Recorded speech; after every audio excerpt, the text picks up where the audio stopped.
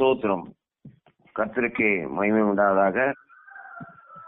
இன்று சற்று நேரம் வேதத்திலிருந்து கர்த்தர் வசனத்தை தியானிக்கும்படியாக கர்த்தர் கொடுத்த வசனம் நீதிமொழிகள் 8ஆம் அதிகாரம் 17வது வசனம். நீதிமொழிகள் 8ஆம் அதிகாரம் 17ஆம் வசனம். என்னை சிநேகிக்கிறவர்களை நான் சிநேகிக்கிறேன், அதிகாலையில் தேடியவர்கள் என்னை கண்டடைவார்கள். மறுபடியும் ஒரு முறை வாசிக்கிறேன். நீதிமொழிகள் 8:17. என்னை சிநேகிக்கிறவர்களை நான் சிநேகிக்கிறேன், அதிகாலையில் தேடியவர்கள் என்னை கண்டடைவார்கள். ஆம், அதிகாலையிலே நாம் கர்த்தருடைய சமூகத்தில் வந்து நிற்கும்போது நிச்சயமாக அவர் நம்ம ஆசீர்வதிப்பார். அவருடைய குரலை நாம் கேட்போம். அதிகாலையில் நாம் எழுந்து கர்த்தருடைய சமூகத்தில் உட்கார்ந்திருப்பது மிக மிக அவசியம். அதிகாலையில் நாம் தேவனை தேட வேண்டும்.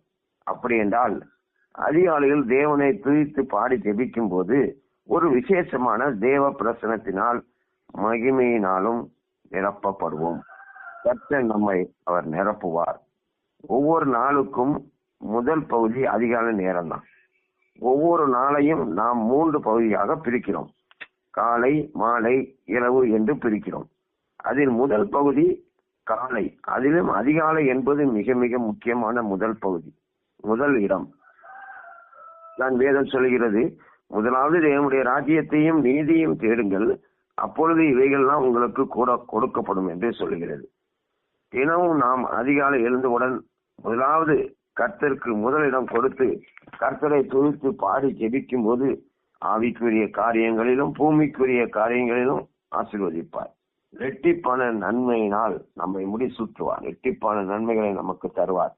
மார்க் 1ஆம் அதிகாரம் 35ஆம் வசனத்தில் நான் வாசிக்கிறேன். இயேசு அதிகாலையில் இருட்டோடு எழுந்து புறப்பட்டு வனாந்தரமான ஒரு இடத்திற்கு போய் அங்கே ஜெபம் பண்ணினார் என்று பார்க்கிறோம். இயேசு கிறிஸ்துவே அதிகாலையில் ஜெபிக்கும் போது நாமும் அதிகாலையில் ஜெபிக்க வேண்டும் என்பது எவ்வளவு முக்கியமானது. இயேசு அதைத்தான் விரும்புகிறார். இயேசு கிறிஸ்து குழந்தையாக பிறந்தது இந்த அதிகாலை வேளையில் தான் என்று வேத ஆராய்ச்சியாளர்கள் கூறுகிறார்கள். இயேசு பிறந்த உடனே கிழக்கிலே நட்சத்திரத்தை கண்டு அவரை பணிந்து கொள்ள வந்தார்கள். அது மட்டும் இல்லாமல் அந்த நட்சத்திரம் பிள்ளை இருந்த ஸ்தலத்திற்கு மேல் வந்து நின்றது என்று மத்தேயு 2ஆம் அதிகாரத்தில் வாசிக்கிறோம். அப்படி என்றால் அதிகாலை நேரம் மிகவும் ஆசீர்வாதமான ஒரு நேரமாகும். அது மட்டுமல்லாமல் மரித்த இயேசு உயிரோடு எழுந்ததும் அதிகாலை நேரம் தான். அதுக்கு ஆதாரமாக மார்க் 16ஆம் அதிகாரம் 9ஆம் வசனத்தில் வாசிக்கிறோம்.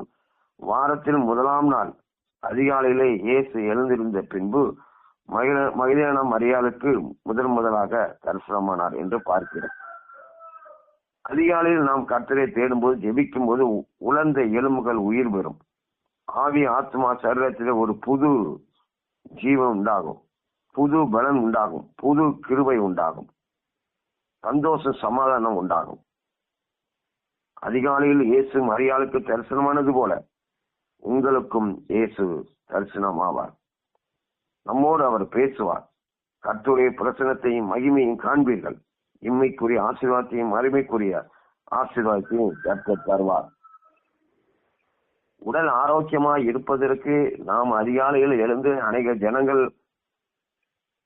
உடல் வலிமையாக இருக்க வேண்டும், ஆரோக்கியமாக இருக்க வேண்டும், சரீரம் எந்த நோயும் இல்லாமல் நன்றாக இருக்க வேண்டும் என்று அதிகாலையிலே எழுந்திருந்து வாக்கிங் போகிறார்கள். அதை விட முக்கியமானது நம்முடைய ஆத்மா. நாம் அதிகாலையில் எழுந்து கர்த்தர் சமூகத்தில் உட்காரும் போது கர்த்தர் நமக்கு உள்ளத்திலே ஆத்மாவிலே ஒரு புது பலனை ஆரோக்கியத்தை தருகிறார். ஆவி ஆத்மா சரீரத்தை அவர் பரிசுத்தப்படுத்துவார். அதிகாலை ஜெபிக்கும் போது தேவன் நமக்கு சகாயத்தை கட்டளிடுவார். சங்கீதம் 46 அதிகாரம் 4ஆம் வசனம் 5ஆம் வசனம் இப்படியாக சொல்கிறது. நான் வாசிக்கிறேன். ஒரு நதி உண்டு, அது நீர்க்கால்கள் தேவனுடைய நகரத்தையும் உன்னாதிமானவர் வாசம் பண்ணும் பரிசுத்த ஸ்தலத்தையும் சந்தோஷிப்பிக்கும். தேவன் அதன் நடுவில் இருக்கிறார், அது அசையாது. அதிகாலையில் தேவன் அதற்கு சகாயம் பண்ணுகிறார் என்று வாசிக்கிறோம். ஆம், அதிகாலை ஜெபம் மிகவும் முக்கியமானது. தேவன் அதிகாலையிலே அதுக்கு நீர்கால்கள் வாசம் பண்ணும் பரிசுத்த ஒரு ஸ்தலத்தை அதை சந்தோஷிப்பிக்கிறது என்று நாம் பார்க்கிறோம். கர்த்தர் அதன் நடுவில் இருக்கிறார் என்று நாம் பார்க்கிறோம். ஆம், அதிகாலையில் நாம் ஜெபிக்கும் போது கர்த்தர் நம் நடுவில் அவர் இருக்கிறார். அவர் நம்மோடு பேசுவார், நமக்கு அவர் சகாயம் பண்ணுவார். அப்படி என்றால் அதிகாலை நேரம் என்பது உன்னதமானவர் வாசம் பண்ணும் ஒரு பரிசுத்தமான ஒரு நேரமாக இருக்கிறது. இந்த அதிகாலை நேரம் ஜெபம் நம்மை பரிசுத்தப்படுத்தும், நம் குடும்பத்தை பரிசுத்தப்படுத்தும், சபையை பரிசுத்தப்படுத்தும், தேசத்தை பரிசுத்தப்படுத்தும் மற்றும் நம்மை சந்தோஷிப்பிக்கும், சகாயம் செய்யும், அதாவது உதவி செய்யும். ஆமென். சங்கீதம் 57:7 இப்படியாக தாவீது சொல்கிறார், என் இருதயம் ஆயத்தமாய் இருக்கிறது, தேவனே என் இருதயம் ஆயத்தமாய் இருக்கிறது, நான் பாடி கீர்த்தனம் பண்ணுவேன், என் மகிமையை விழி, வீணையே சுரமண்டலமே விழியுங்கள், அதிகாலையில் விழித்துக் கொள்ளுவேன் என்று சொல்கிறார். ஆம், எவ்வளவு அனுபவபூர்வமாக அவர் சொல்கிறார். வீணையே எழுந்திரு, சுரமண்டலே விழி, அதிகாலையில் விழித்துக் கொள்ளுங்கள் என்று தாவீது சொல்கிறார். நான் அதிகாலையிலே எழுந்து ஆயத்தமாய் இருக்கிறேன், நீங்கள் விழியுங்கள் என்று வீணையையும் சுரமண்டலத்தையும் பார்த்து சொல்கிறார். தேவனே என் இருதயம் ஆயத்தமாய் இருக்கிறது, அதிகாலையிலே உங்களை நோக்கி பார்க்கும்படியாக, உடைய சமூகத்தில் வரும்படியாக என்னுடைய இருதயம் ஆயத்தமாய் இருக்கிறது, அதிகாலையிலே எழுந்து நான் ஆயத்தமாய் இருக்கிறேன் என்று அவர் எவ்வளவு தெளிவாக அவர் சொல்கிறார். ஆம், அதிகாலை ஜெபம் மிக மிக முக்கியமானது. அதிகாலை ஜெபத்திலே நாம் கர்த்தரை தேடி அவர் சமூகத்தில் வரும்போது அவருடைய சமூகத்தில் தான், சன்னிதானத்தில் தான் ரட்சிப்பு உண்டு, சந்தோஷம் உண்டு, சமாதானம் உண்டு, வெற்றி உண்டு, ஜெயம் உண்டு, சுகம் உண்டு. ஆம், நன்மை உண்டு. அதிகாலை ஜெபம் மிக மிக மிக மிக மிக மிக முக்கியமானது.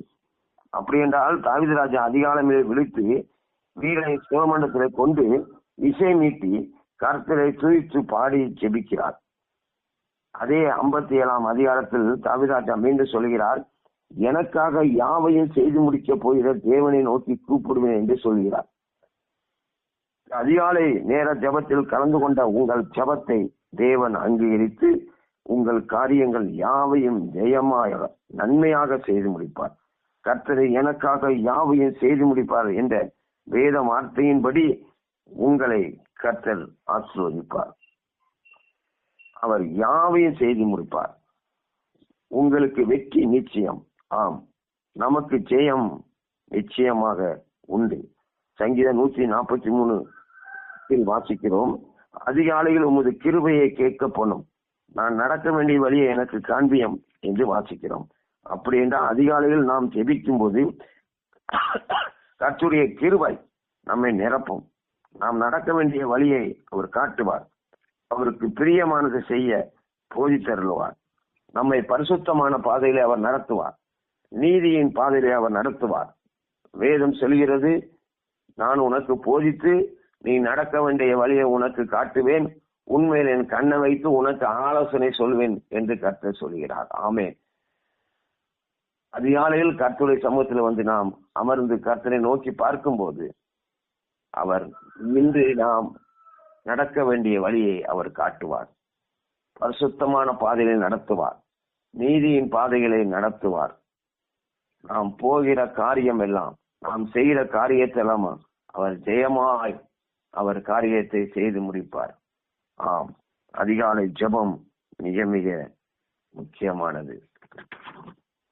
மோசே அதிகாலமே எழுந்து மாலையில் கர்த்தருக்கு மோசே அதிகாலமே எழுந்து மலையில் கர்த்தருக்கு பலி செலுத்தி கர்த்தரை தொழுது கொண்டான். அதை யாத்திராகமம் 24 வாசிக்கலாம்.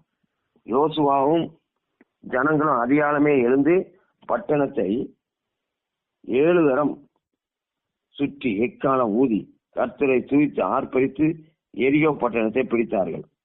அதை யோசுவா 6ஆம் அதிகாரம் 15ஆம் வசனம் 16வது வசனத்திலே நாம் பார்க்கிறோம். அதை நான் வாசிக்கிறேன். 7ஆம் நாளில் அதிகாலையிலே கிழக்கு வெளுக்கும் போது எழுந்திருந்து அந்த பிரகாரமே பட்டணத்தை 7 தரம் சுற்றி வந்தார்கள். இன்றைய தினத்தில் மாத்திரம் பட்டணத்தை 7 தரம் சுற்றி வந்தார்கள். 7ஆம் தரம் ஆசாரியர்கள் எக்காலத்தை ஊதுகையில் யோசுவா ஜனங்களை நோக்கி, ஆர்ப்பரிங்கள், பட்டணத்தை கர்த்தர் உங்களுக்கு ஒப்பு கொடுத்தார் என்றார். ஆம், அதிகாலை ஜெபம் எரிகோ கோட்டையை பிடிக்கும்படியாக, எரிகோ பட்டணத்தை பிடிக்கும்படியாக, எரிகோ கோட்டையை விழும்படியாக கர்த்தர் பெரிய அதிசயங்களும் அற்புதங்களும் செய்தார். ஆம், நாம் அதிகாலையிலே எழுந்து கர்த்தர் சமூகத்திலே வந்து அவரை நோக்கி பார்க்கும் போது, அவரை தேடும் போது, ஜெபம் செய்யும் போது, ஆம், எல்லா தடைகளெல்லாம் நீக்கி போடுவார். நமக்கு விரோதமாய் உருவாக்கப்படும் எந்த ஆயுதமும் அது வாய்க்காமல் போகும். ஆம், வேதம் தெளிவாக சொல்லி, உனக்கு விரோதமாக உருவாக்கப்படும் எந்த ஆயுதமும் வாய்க்காமல் போகும். ஆமென். உனக்கு விரோதமாக ஒரு வழியாக வருகிறவர் 7 வழியாய் ஓடி போவார்கள். ஆமா, உனக்கு எதிரான உன் சார்பில் வருவார்கள். ஆமென். அதிகாலை ஜெபம் எரிகோ கோட்டையை அது தகர்த்தது. ஆமென். எப்பேற்பட்ட பிரச்சனையாக இருந்தாலும், எப்பேற்பட்ட நமக்கு விரோதமான காரியமாக இருந்தாலும் சரி, அந்த அதிகாலை ஜெபம் அந்த எரிகோ கோட்டையை எப்படி விழச்செய்து, அதே போல எல்லா தடைகளையும் அது நீக்கி போடும். அதிகாலை ஜெபம் ஒரு வெற்றியை, ஜெயத்தை நமக்கு கொடுக்கும். அதிகாலை ஜெபம் நமக்கு புதிய கிருபையை தரும். ஆகையால் நாம் அதிகாலையில் இருந்து கர்த்தரை துதிப்போம், ஜெபிப்போம், ஜெயம் எடுப்போம். கர்த்தர் தாமே நம்மை ஆசீர்வதிப்பாராக. ஆமென். அதிகாலை நேரம் தட்டி தட்டி எழுப்பி புது கிருபை தந்தீரையா. அதிகாலை நேரம் தட்டி தட்டி எழுப்பி புது கிருபை தந்தீரையா. ஆனந்த மலையில் நனைத்து தீன நன்றி சொல்ல வைத்தீரையா. ஆனந்த மலையில் நனைத்து தீனம் நன்றி சொல்ல வைத்தீரையா. நன்றி ராஜா இயேசு ராஜா, நன்றி ராஜா இயேசு ராஜா, நன்றி ராஜா இயேசு ராஜா, நன்றி ராஜா இயேசு ராஜா. ராஜா, நீ செய்த நன்மைகள் அவை எண்ணி முடியாதையா. ராஜா, நீ செய்த நன்மைகள் அவை எண்ணி முடியாதையா. நான் நேரெடுப்பேன் நன்றி பலி என் ஜீவனாலெல்லாம். நான் நேரெடுப்பேன் நன்றி பலி என் ஜீவனாலெல்லாம். வேதத்தின் ரகசியம் அறிந்திட புரிந்திட வெளிச்சம் தந்தீரையாம். வேதத்தின் ரகசியம் அறிந்திட புரிந்திட வெளிச்சம் தந்தீரையாம். பாதம் அமர்ந்து நான் குரல் கேட்கும் பாக்கியம் தந்தீரையா.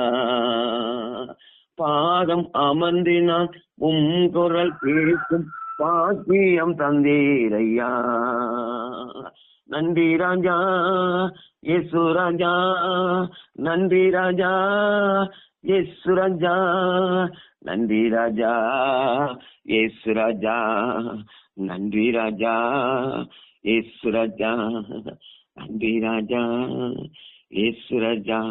ஆமென். ஏசப்பா, உமக்கு நன்றி அப்பா, நன்றி அப்பா, நன்றி அப்பா. அல்லேலூயா. நீ செய்த நன்மைகள் எங்களுக்கு ஏராளம், ஏராளம் அப்பா. எங்களுக்கு தாராளமாய் ஆண்டவரே எங்களுக்கு எத்தனையோ நன்மை செய்தீரே. உமக்கு நன்றி, நன்றி அப்பா. அதிகாலை ஜெபங்களில் எங்கள் தந்தபடியால் உமக்கு சோத்திரம், சோத்திரம், சோத்திரம், சோத்திரம். அதிகாலை நேரம் எங்களை தட்டி தட்டி எழுப்பி ஆண்டவரே புது கிருபையால் எங்களை நிரப்புகிறீரே. உமக்கு நன்றி, நன்றி, நன்றி அப்பா. ஆனந்த மலையில் நனைத்து தினம் உமக்கு நன்றி சொல்லிப்படியாக ஆண்டவரே கிருபை தந்திரே. உமக்கு சோத்திரம், சோத்திரம். வேதத்தின் ரகசியத்தை அறிந்திட புரிந்திட வெளிச்சத்தை காலையிலே நீர் எங்களுக்கு தந்தீரே. ஆண்டவரே உமக்கு நன்றி. காலையிலே உடைய பாதத்திலே அமர்ந்து நாங்கள் உம்மை நோக்கி பார்க்கிறோம் அப்பா. உம்மை நோக்கி பார்த்த முகம் அது பிரகாசிக்கும். அவர்கள் ஒருபோதும் வெட்கப்பட்டு போவதில்லை. ஆமென். ஆண்டவரே நாங்கள் ஒருபோதும் வெட்கப்பட்டு போவதில்லை.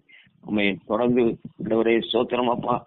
அல்லேலூயா. உம்முடைய கிருபை இவர்களோடு கூட இருக்க வேண்டும் ஆர்ச்சபிக்கிறோம் ஆண்டவரே. துதி கனமகிமை எல்லாம் உமக்கே செலுத்திடும். சிக்கிற்றின் நாமத்தில் ஜெபங்களும் நல்ல பிதாவே. ஆமென். ஆமென்.